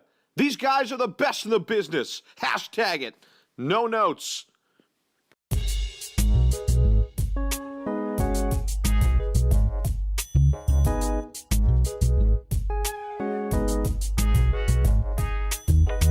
Tom and Mike, AM in the PM, is brought to you by Gibson Mayer, LLC, Certified Public Accountants. Gibson Mayer, located in Yardley, PA, is a leading accounting and business consulting firm with a proven track record of handling critical issues with expertise across many different industries, including construction, distribution, hospitality, manufacturing, real estate, service trades, merchandising, professional services, and professional athletes. Give them a call at 215-369-3300. That's 215-369-3300. Your initial consultation is always free, and if you tell them that Mike from Tom and Mike AM in the PM sent you, you'll receive 15% off all income tax services completed by February 15th. That's Gibson Mayer, LLC, Certified Public Accountants, 215-369-3300, or visit them on the web at www.gibsonmayer.com. That's www.gibsonmayer.com.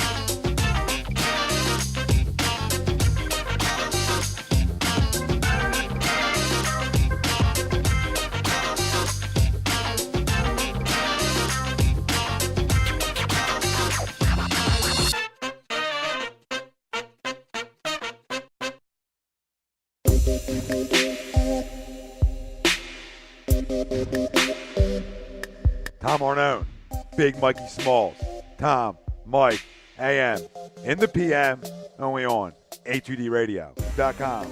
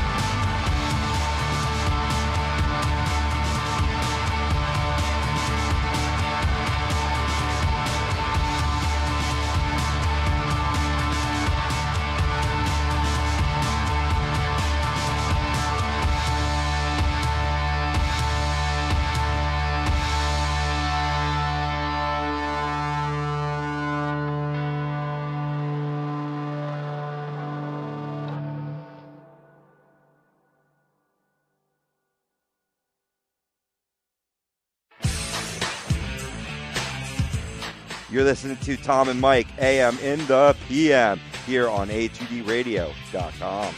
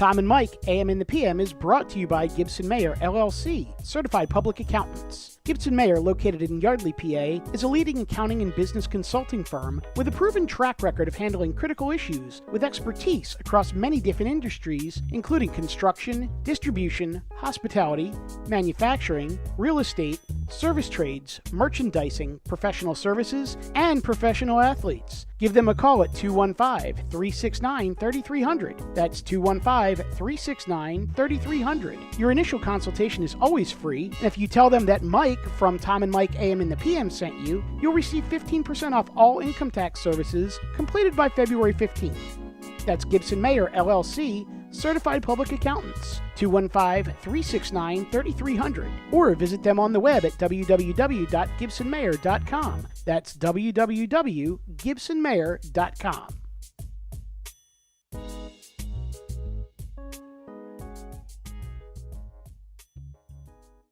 Hi, folks. Bob Mannery here. You're listening to A2D Radio, real sports talk radio for the fans, by the fans, no agenda. These guys are the best in the business. Hashtag it. No notes.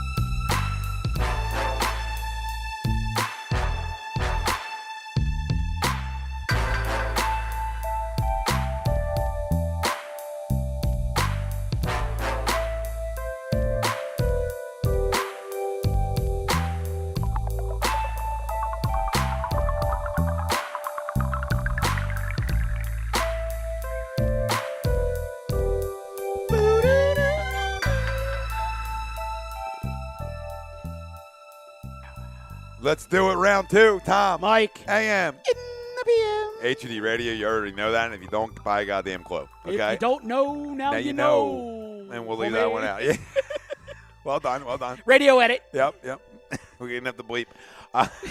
We are live from the BMW. Actually, screw them. Every Wednesday night, we are brought to you by our certified public account. Make it yours. Find them on the web, GibsonMayer.com. Tom Arnone, Michael Mataraki, Rob Pope on the 1s and 2s, Greg Milwakovic in Cali. Going back to Cali. And the little man, the youngster, who's not on the couch right now, is sobbing over a Game 1 loss. But he'll get out of it. Hard at work, cursing under his breath at Game 1. Yep. But he's a trust the process guy. He's a processor. And I know if he was here, he'd believe that we're winning Game 2. I believe if Greg was here, his sentiments would be the same. I think this couch is really smart when it comes to the game of basketball. And I believe that we would have got a unanimous, we're winning Game 2, the sky's not falling. And I think we would have got a unanimous as well, Mike and Robbie. I think we would have got a unanimous. Even if we did lose Game 2, we're going to be okay. You know what I mean? The series if we lose 2, the series is going 7. Yeah. Because it's not over. There's no way they're winning 4 straight. 2 at home, 2 at home, another on the road, and then they're not still wrapping it up in 6. No, they're definitely not. But that said, yeah, I would agree with that. I think the vast majority of the family's on the same page, and I'm talking in the house and outside the house. Family's all on the same page. Oh yeah, that's what I'm saying. I think that's where we're all in agreement with Greg, Danny, and obviously me, you, and Robbie. We all feel that this team is winning Game 2, and even if they didn't, it's fine because I think we have confidence that they're going to win this series. And that's where we're at. That's where we're at, fam. If you want to talk Sixers, we'll continue to take your questions, comments, concerns, positivity, which we love. Okay, and make sure you're joining us over on the Tube side of things. Subscribe, babe, so you get the alerts. If you're over on Facebook and just join us, make sure you hit the reminder button. You get the alert when the fam's live. You come join us because listen, at the end of the day, we could do this all day, but if you ain't chiming in, what are we doing? You know what I mean? We want to be here to talk to you. Yeah, we're fans. We ain't big time nobody. And here's the best thing. This ain't dial garbage. And I was going to say, here's the best thing about it. Unlike the dial, you don't have to pick up the phone, talk to a producer, sit on hold for 25 minutes to get your 2 minutes of airtime. You can chime in and chime in. You can get 2 hours and of chime in and chime in again. I think Ryan said it best last week when he was promoting the draft going on in the Real Talk because of the Hockey Happy Hour. And he said it really well because he said, the Real Talk group, join it. Get over in there, the HUD Real Talk group on Facebook. Get over in there so that, that's the spot where we all talk more. You know what I mean? And if you want to continue, I know Mike Parker and Wilder and a lot of the fams over there, and we have a great time in there because it's out of control. The cousins that nobody wants to acknowledge are all in there. The cousins are there. You know what I mean? And, James more of an uncle. He's the savage uncle. You know what I mean? He's the guy who's going to show up late for Thanksgiving dinner. But I just call him a lot of laughs. I just call him the Canadian cousin. Canadian. To me, Parker's more like the uncle. Yeah, but Parker's more like younger. I don't know. I don't know who's older. Yeah, but Parker will give his golf picks while he's drinking scotch. No, and That's he is an classy. Uncle. He's classy. He's classy. A lot of class, and we're holding babies. Yeah. Like you're double dipping, you're scotch, baby, and live. Yeah, we don't got guys here who can do that. I don't know if I can do it. I feel like I can do a lot of things. And I'll drink a lot of things. Scotch isn't always one of them. Oh, no, I'll throw up right on there. To Vermont, I took down the Scotch whiskey with the I was proud of myself. I was like, I'm for surely puking this weekend. Didn't happen. No? No? Good work. Yeah. Good work, Daddy. You know what I mean? I know if I go to Scotch route or the whiskey route, it's going to be ugly. It's going to be a lot of throwing up. I know, even if I go Jose, too much Jose, I'll be yelling at him. It's a lot. It's a lot. But Sweeps yelled at me because I didn't read off his prediction. So let me get to that. Go ahead. And then we move on here. Gotta get Sweeps' prediction. 113.95. Let's fucking go. Big 18-point win out of Sweeps. I like it. Oh, and he gave us the Sixers wins the last 5 seasons that we were talking about. 19, 18, 10, 28, 52. Okay. So 28 to 52. Hey, had a sketch. What up, TTP? It's good shit. What, the combos? Yeah, we had them up there earlier. Clay mentioned it. They're delicious. I had to get something in. My kids had a game today. I guess they are my kids. Just to fill the family in on this, how we roll. So he comes straight from work. He's basically eating combos for dinner. I'm coming straight from Exactly what I'm work. doing. I'm dropping And Royal monsters. Royal Farms chicken sandwiches in the car Yep. as I'm driving. Bathroom trip. This is what we do for you guys. We hook this up on the fly. So Oh, that yeah. when we get here, everything is chill. Yeah, Hashtag it. Dedication. Dedication. Oh, no doubt. But what other place would I rather be today than on a baseball field? Today, it's With a beautiful the puppies, day. with my puppies, you know what I mean? With my little dudes, you know? There's no place I'd rather be. And I love my older guys to death, but there's no place I'd rather be than on the field with the little guys. Because they're always asking ridiculous questions, and it's funny. You know what I mean? It's great. You know, everybody's asking to go somewhere, play somewhere, you know, and, you know, that's the fun part of being little. Like, you know, and that's where you just got to lead the too much intensity out of it. Like, you know, I bring energy with everything I do, so that's there. But I'm also the coach in the moment. You know, I think with these guys in the biggest factor is that you can press them a lot at home, and for any youngster, and you know, for them, it's like when they win or lose, it's just like, can I get ice cream? Yeah. You know what I mean? It's not. I got treat tickets. Like let them be 8, let them be 9, let them be 10. You know, let them be little and just enjoy it and play it. Like heck yes, we want to win, absolutely. But like we just talked about the Sixers, defeat's okay, adversity's okay. Life's gonna give you adversity. It's gonna give you some defeat. You know, I've dealt with defeat and adversity. How are you? You know what I mean? Like look at the kid. You know what I'm saying? So let me ask you a question with your $8 $1 billion company. Have you caught a kid doing the floss out in center field yet? What with the nines? The Mac Hollins, with the Mac Hollins dance. No, not yet. They're pretty good with paying attention out there. You know what I mean? They're pretty good with that. The whole picking like grass. That's not, you know. I mean, it's not these kids, which is good. Yeah. So I'm at my nephew's soccer game on Sunday, and I just happened to glance like behind the play on a kid playing defense on the other team. The ball's up at the other end of the field, and he's just kind of standing there. Next thing I know, I look over and he's out there dancing on the field. And apparently, this is not a new revolution for any of these kids. Like these, you know, 8U, 9U soccer players are just out there, like, you know, they got the floss thing going on. And hey, listen, I have no issue with a little shimmy out there. I guess it's keeping warm. Who knows? Well, whatever it is. I mean, I have no problem. We want to give a little dance out there. You want to play the game loose? Absolutely. It ain't T-ball. They ain't picking daisies. No, I mean, you want to be loose up there. You know, even when you're batting, you want to be everything you do. You got to be loose and relaxed. You know, and that's like I said, that's a fun part of teaching it. But let's get into little Maybe Eagles, do a little birds. little birds. All right, let's do some birds. Birds draft.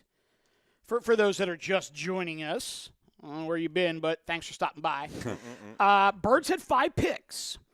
They had a first rounder, number 32 overall, which is the reward for taking home that Lombardi trophy. They had 2 4ths, a 6th, and a 7th.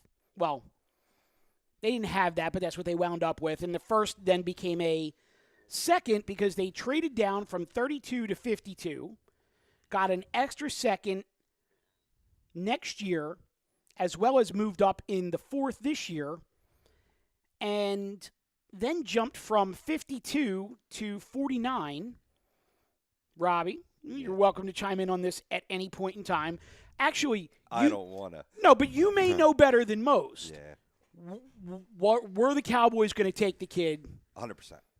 No doubt about it. at 50? With Jason Witten retiring and going to Monday Night Football, I mean, yes, you could rely on a Hanna or an Escobar who has shown promise, but you needed to draft some depth there. And this kid, Dallas Goedert, I hope I'm pronouncing that correctly. Dallas, yeah. Right? I won't. Goddard. Yeah, Goddard. It's just absolute stud muffin. It really would have fit Stud our muffin. need. I love it. And they purposely traded 249 ahead of 50, and then Jerry scrambles. Well, and what came out of it is they made one of the stupidest picks of the whole entire draft. Any team with 50 getting Connor Williams, an offensive lineman. See, I don't hate Connor Williams, to be honest with you. Oh no, good player. Where are we going to play him though? All right. Can I tell you something? Fair point. Can I tell you something now? Yeah. Let me tell you. But something. they scrambled because they were like, we got Dallas. Well, and here's Dallas. This is what I got for you. This is what I got for what you just said about the Cowboys, and I'm not trying to give them any credit. This entire draft was a draft based on drafting for needs. Look at the teams. Run through it and look at draft needs and not best player on the board. Okay? Right. For instance, to me, a team that drafted best player on the board was the Denver Broncos. Okay? Or, Chubb's Bradley there. Chubb. We're going to get him. The Miami Dolphins, to me, didn't reach. Mink is there. Not a done deal. To me, the San Francisco 49ers reached at 9.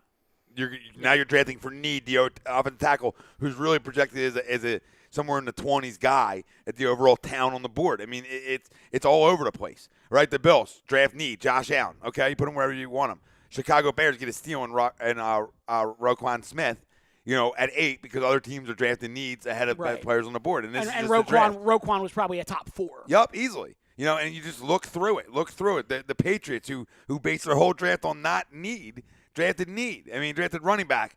Guard. We lose 2. Here you go. It's just, it's funny. So, Robbie, the point that I was going to make with that was I don't think this was we're going to screw the Cowboys move, even though that tended to be the benefit of it on the flip side. I think any team in that position that had a strong need for tight end, the Birds were going to jump him because that was their guy. Absolutely, and you guys lost Trey Burton. Correct. So you got to draft for need. And this was 100% a 1-to-1. We lost Burton. We're going to draft a tight end. Right. And it was, I mean, these are professionals. You know what I mean? Like, I could talk shit all day over here in the corner, but no, they wanted to get ahead. And what it caused the Cowboys to do was to draft best available when they weren't going to do that, where they were going to get a need, where they did that in the first round. And they did that again in the third round with getting Gallup, which is a player I'm excited about, but it's still not the guy that I wanted. So I know we're talking about the Birds draft, but how did you feel about Van Der Esch? I love it. I mean, the neck is always going to be a concern. It's bringing another guy to go with 2 other concerns with Jalen Smith and Sean Lee. But a kid's a player, and it makes us even stronger. Linebacker, focusing on the defense. I love that pick in the first round. Loved it. Okay, so my follow-up question to that is, all right, it's 2-parter actually. Okay. Do you feel he was the best player available, and do you feel like that was the Cowboys' biggest need? No, I think that was drafting for need, not best available. But you think linebacker was their biggest need going in? You'd point towards wide receiver, of course. I mean, obviously with them cutting Dez and wanting to address that situation. Plus, you lost 2 pass receivers in Witten as well. But yeah, I do, because as much step forwards as this defense did, and specifically the secondary, right up the middle is where we got beat, and we got beat a lot. And I think it's just as much of a need, because I like some of the depth we already got on this team. I'm a huge Ryan Switzer fan. Guys like this are going to – I know you haven't heard of him before. No, but I know. I like Switzer, but the best thing I heard all weekend during the draft was if you took Switzer and put Tavon Austin on his shoulders, you still wouldn't have one Dez Bryant. Yeah, that's about right.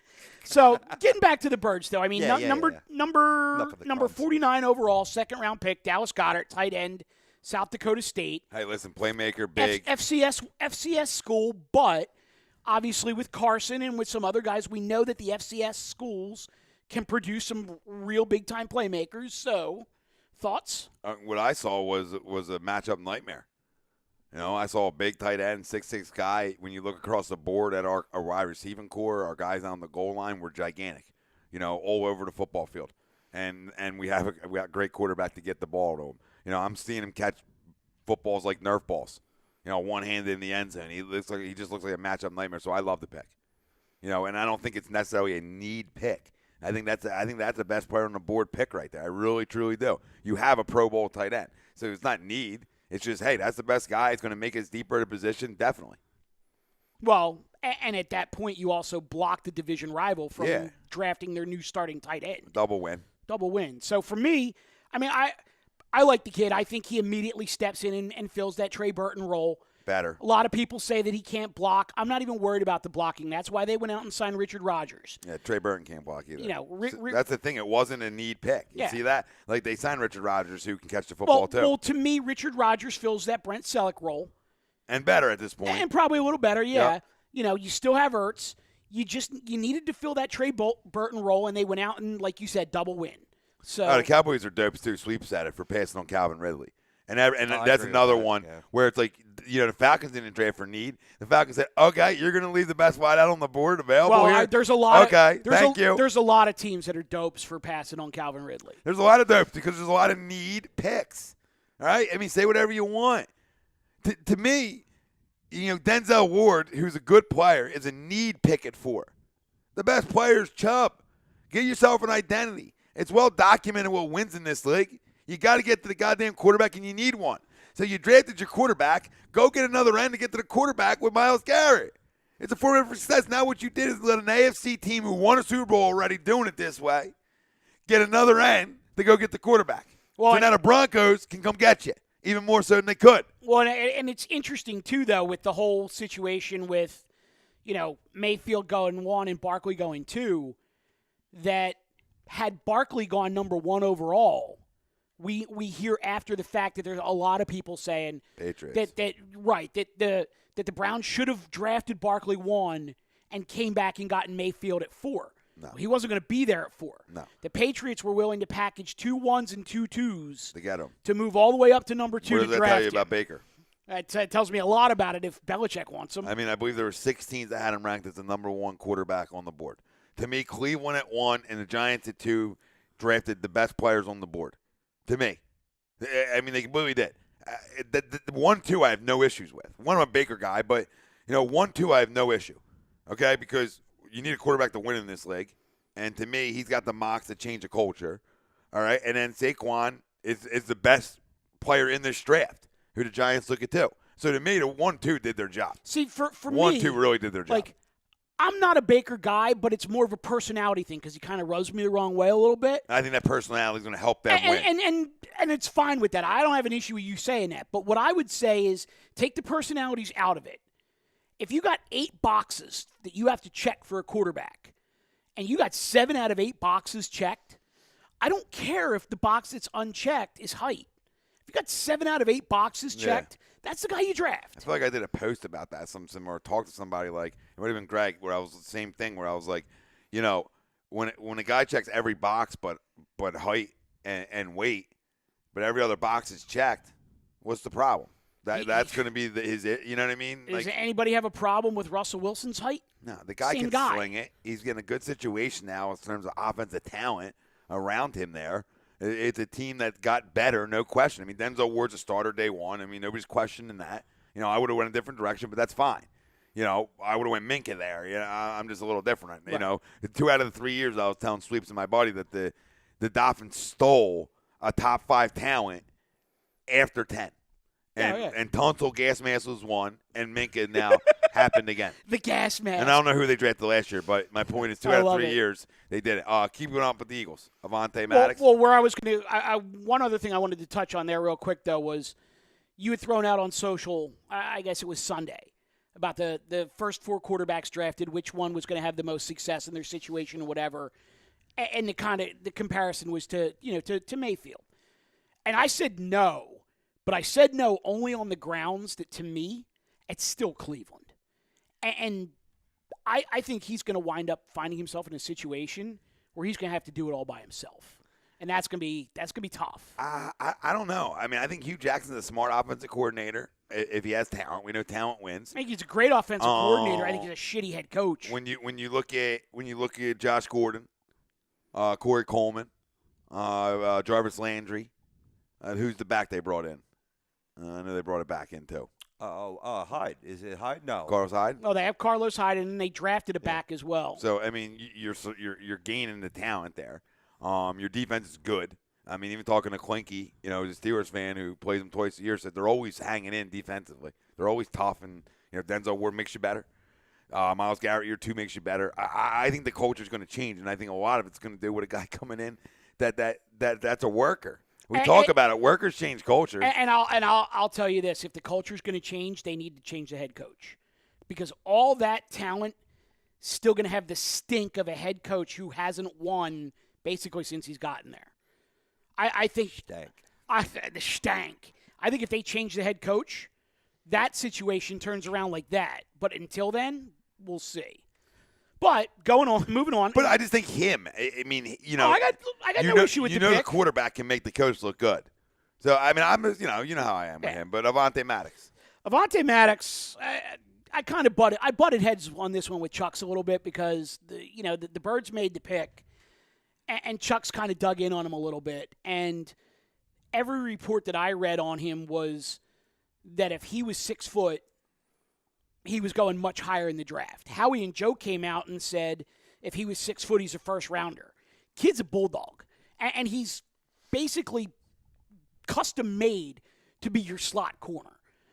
I think I like the pick a lot more than a lot of other people, and maybe it's because I don't care if he's undersized if he's playing the slot. I understand that there's some technique issues that he's going to have coached up. What's Patrick Robinson, 6 foot? Right, that. And the fact of the matter is, technique, completely get it, but there's one thing that you got to have to be a really good slot corner in the NFL, and it's this. If you're one step ahead of that guy across the line from you the whole time, you could have all the success in the world. And this kid, he's smart. He's a leader. People gravitate towards him. And he's one of these guys that you look at him and you think he doesn't really have any of the intangibles at all, but all of a sudden all he does is just go out and perform. So that's where I am with the kid. I like the pick. I have no issue. You want a slot guy, you got your slot guy. I don't care if he's 5'9". A need pick as a fourth rounder. I mean, can he it's cover? fine. Absolutely. So, Josh Sweat, edge rusher, Florida State. Yeah, this guy injury concerns, but, he gets a guy who comes in and doesn't have to do it day one. So I think he's in a good spot.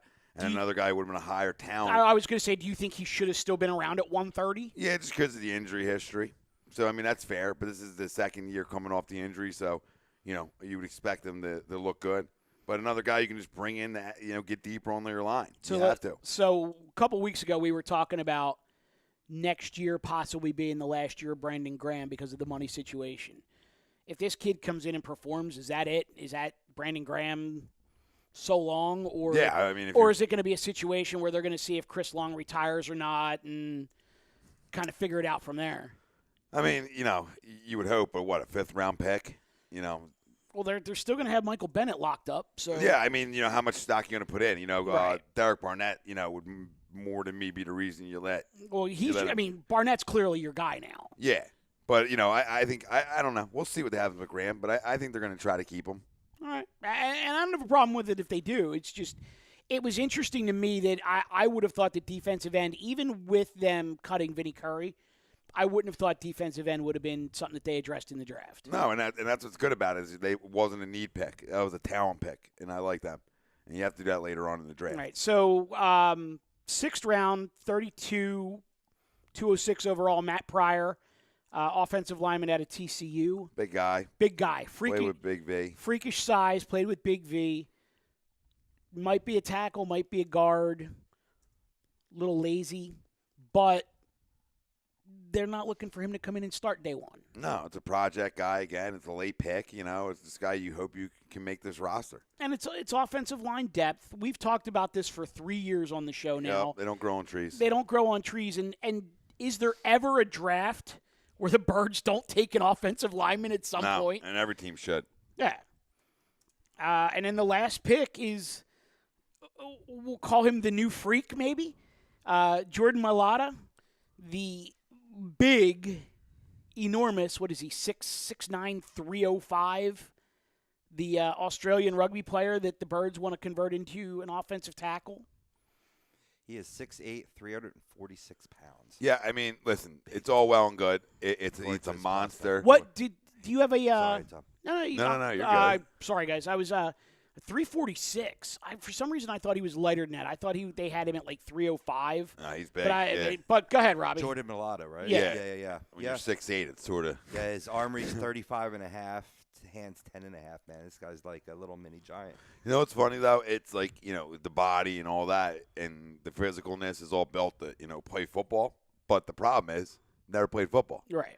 So, I don't dislike the pick because you're going off of talent, you're going off athleticism, and you're going off a project. And it's a win-win because it doesn't matter. If he doesn't if he doesn't make the team down the road or isn't good enough, you don't lose anything from a pick like that. The 7th round, right? Yeah, or 6. Yeah. So to me, it's another value guy. It's another talent guy. But I don't put a lot of stock in the late picks anyway, especially guys who didn't play football before. So we'll see. I mean, take a flyer. I'm rooting because he's got the size to be a beast. Yeah, your left tackle of the future because he looks like a guy who can block out the sun. But he's also going up against little guys. This ain't a little man sport, babe. No. This is grown up. Oh, and here's the thing. 6'8", 340 ain't shit. Here's the thing for me is, you had the guy from the 49ers last year that was Jared Hine, I think his name was, the hell he was, who basically tossed it out there that he couldn't believe another rugby player was drafted, and a word of caution, learning an NFL playbook is a lot harder than you think. And my count, I would say yes, I agree with that. But my counter to that would be, dude, you're a running back trying to learn an entire offensive playbook. It's going to be a lot easier to coach up an offensive lineman. If they can get his footwork and his reach down, it may not be as much of a stretch as we think. No, it's a different position, which does make it easier. So overall, what are you giving the draft? B, I'm in that same range, like B, maybe a B minus. Yeah, and if it's a B minus, it's only because they only drafted 5 guys. Yeah, and you didn't have a first, so I mean, but Dallas alone gets you. Get you another playmaker offensively. It just loads you up. You're a flat out problem. Tight end. Yeah, you're a flat out problem. You could put a 40 up on people all day, every day. It takes the sting away a little bit if Ertz goes down to injury. You got a kid that you can kind of groom. You got Richard Rodgers and him. I mean, you got Richard Rodgers. So you're in a really good spot at tight end. You're actually better than you were last year. Yeah, but here's the piece of this though that I think is going largely unrecognized. And you and I talked about it earlier in the week. But what the Eagles did by trading out of the first round and then trading away an additional pick this year was basically they had roughly $5.5 million earmarked for draft picks. Well, they trade out of the first round and then they trade an additional pick away. You're drafting 5 guys and your highest pick is 49. You're not spending $5 million on draft picks. So now you can go back into the undrafted free agent pool and you can start offering guys guaranteed money in the form of a signing bonus to sign with you, basically to try out. So the kid from Notre Dame, the running back from Notre Dame, the corner from Oklahoma, guys that were undrafted free agents are getting $55,000, $60,000 signing bonuses. Bang, done, never have to give it back, basically to come try out in training camp. And you don't see that on a lot of other teams that are cash strapped. You may get a $5,000 signing bonus as an undrafted rookie free agent, not a $50,000 or $55,000, $60,000 bonus. Yeah. So, Howie Hero took his savings from the draft and said, we're going to go out and we're going to get us some really strong undrafted free agents. Yeah, and they definitely did. So even that, they had a good. So I think you have to. Finish. I think you have to kind of account for that when you're, when you're looking at this draft big picture. It's not so much just the players they drafted, but the money they saved that then allowed them to go out. I think they signed like 12 guys too. Like it was a pretty big haul right out of the chute. And then they put themselves in a really good spot next year as well with picks. So you get Baltimore second next year, so you just add on. And then they already have 11. Right, and they have 11. And this afternoon they signed Marcus Wheaton, which to me that's just more wide receiver competition. Yep. You got to have it in camp. Yep. I like that signing. So Phil's talk. A little 5-minute-er. Got back on the winning side today. Now I believe the record is 17-13, I believe. Yeah. Yeah, because they were 16-13. Yep. Yeah, so 17-13, 4 games over 500 on a 92 win pace, which is big. But is it smoke and mirrors? Because this team really isn't hitting for shit right now other than that one big 20-run explosion, and they can't field the ball to save their lives. So, I mean, don't get me wrong. It's my boys. I love them. But I don't know how they got here. I don't. And it's funny because I was talking with Clay the other night, and I basically just said to him, I'm like, dude, they're fine against everybody but the Braves. Yeah. Well, they played the Braves 9 times already, so that's a problem. No, it is. The Braves have their number, but they've got there by arms. Arms have dealt. Nola's dealt. Arrieta up until last night's thrown well. Boveda's thrown well. F1 threw well last night. So guys have thrown well to keep them in games. So Nola is now 4-1 with an ERA right around 2. I think it's 215, 216, something like that. Yeah, top 10 in the league. I think he has to be. Yeah, he's top 10 in the league. Easy. Showed it all. But, yeah, they got to hit, man. Santana's not hitting. Herrera's raking. But as a whole, collectively, they're not hitting. And, to me, Santana's got to get going. Well, and I know that, if Greg were here, he'd have a few things to say about Mr. 071, but Mr. 071 is now at about 220, and he's one of the hottest bats they have. Yeah, to me, I just got to get Nick Williams some time, so maybe I move Hoskins to first for a game and get him a shot in left. Well, see, and it's funny that you said that because I think right now they are at the point where Carlos Santana needs to sit down for a couple of games. And for me, that means you're moving Altera to left, you're playing Nick Williams, Hoskins is going to first base. But one of the things we teased earlier, the situation with Nick Williams, is Roman Quinn, who had not played right field at all yet this year in AAA, had played left, center, shortstop, and second base, had not played right field, has started in right field the last, now 4 nights in a row. To me, that tells me that they're looking at bringing him up as a 4th outfielder and sending Nick Williams down to play every day because Nick Williams has had 1 start in the last 10 games. Now, granted, he's doing a real nice job coming off the bench in a pinch hitting role. Probably better than they thought he would be. But this is a kid who's got to play every day. Uh-huh. And I hate the fact that it could wind up being at AAA because I'm a huge Nick Williams fan, and I think the kid offers more over the long haul than Aaron Altera. But if Altera's the hottest bat you have right now, you can't take him out of the lineup. It's kind of forced their hand. Yeah, they got to find ways to get him in. Aaron can sit a day. There's a start. Hoskins can go to first for a day. There's a start. Or Hoskins can sit for a day. There's a start. I mean, there's options to get him at bats, and they just got to do a better job doing it. Yeah. Simple as that. Do you think he's in the doghouse about the comments, the computer making the lineup? Yeah, absolutely. Absolutely, he's still in the doghouse for that. Yeah. Yep. There's a reason you're going to run the guy who's batting 077 out there consistently. You're not going to do that if a guy's in a little bit of a doghouse. Absolutely not. But listen, thank you to the people or family over on the tube. Everybody jumping in on the site from Facebook, wherever you're coming from, Twitter. We love you all. It's hot in here. It's hot in here. We may have to kibosh this. Yeah, getting a little hot. But listen, Phil's big series in Washington. Yeah. And, Washington playing a little bit better baseball, so it'd be nice to go get 2 out of 3, start feeling good about yourself. First meetings with them. I mean, they played everybody else in the division already. But them. Except for the Nationals.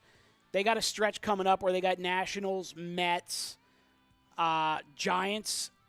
Actually, in Washington for the weekend. Giants and Mets at home, and then down to Baltimore for a quick 2-game interleague. So next week and a half is going to be interesting for the Phils. It is. We need to win some ball games. 2 out of 3 from Washington would be a good start. I agree completely. Family, thanks for joining us. 10-9-8 tomorrow. Let's fucking get it. For another Lazy edition. booking tomorrow. Lazy booking, hockey happy hour, and Tom. Mike. AM. In the PA. ATD Radio. Thank you, Gibson Mayer, for sponsoring our show every Wednesday night. Our certified public accountant. Make them yours. Find them on the web. GibsonMayer.com. We out. For Tom Arnone, Michael Mataraki, Rob Pove on the 1s and 2s. We out.